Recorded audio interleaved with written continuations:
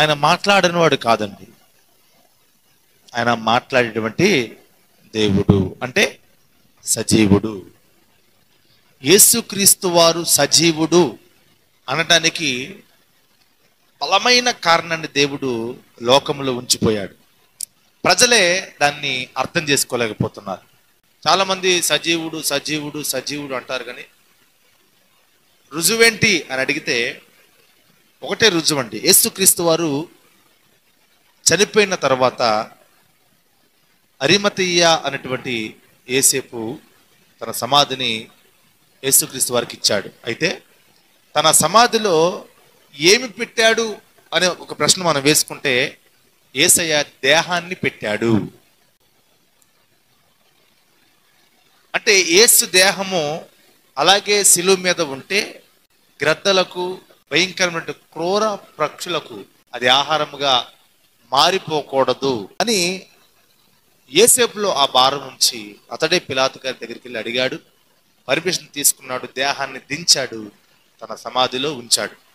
అయితే మీరు ఇక్కడ చెప్పాల్సిన విషయం ఏంటంటే, సమాధిలో పెట్టింది దేనిని అంటే దేహాన్ని. యేసుక్రీస్తు వారి యొక్క ఆత్మ చెరలోనికి వెళ్ళి సువార్త ప్రకటించింది. దేహం మాత్రము సమాధిలో ఉంచబడింది.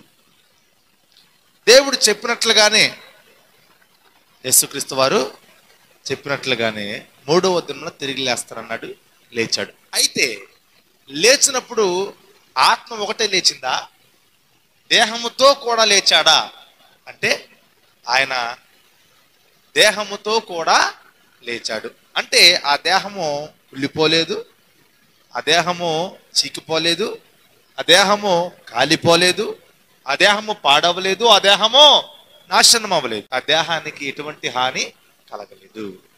అదే దేహాన్ని దేవుడు, అదే శరీరాన్ని దేవుడు మహిమ శరీరముగా మార్చి ఆయన శిష్యులకు కనబడ్డాడు. అదే దేహముతో ఆయన పరలోకానికి వెళ్ళి తండ్రి కుడి పార్శ్వమందు కూర్చున్నాడు. దేవునికి స్తోత్రం చెప్పండి.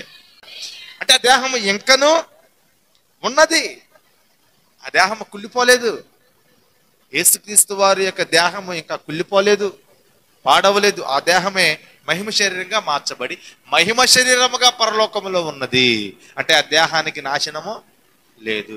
దేహము పాడవనప్పుడు ఆత్మకి ఎట్లా చావు లేదు, దేహానికి కూడా చావు లేనప్పుడు, దేహము కూడా నాశనం అవనప్పుడు మరి ఆయన ఎప్పటికీ బ్రతుకున్నట్టే కదా. స్తోత్రం చెప్పండి గట్టిగా. కనుక మనం మాట్లాడే దేవుడు సజీవుడు. ఆయన మాత్రమే సజీవుడైన దేవుడు. ఆయన పేరే ప్రభు అయిన యేసుక్రీస్తు వారు. గట్టిగా స్తోత్రం చెప్పండి. హల్లెలూయా.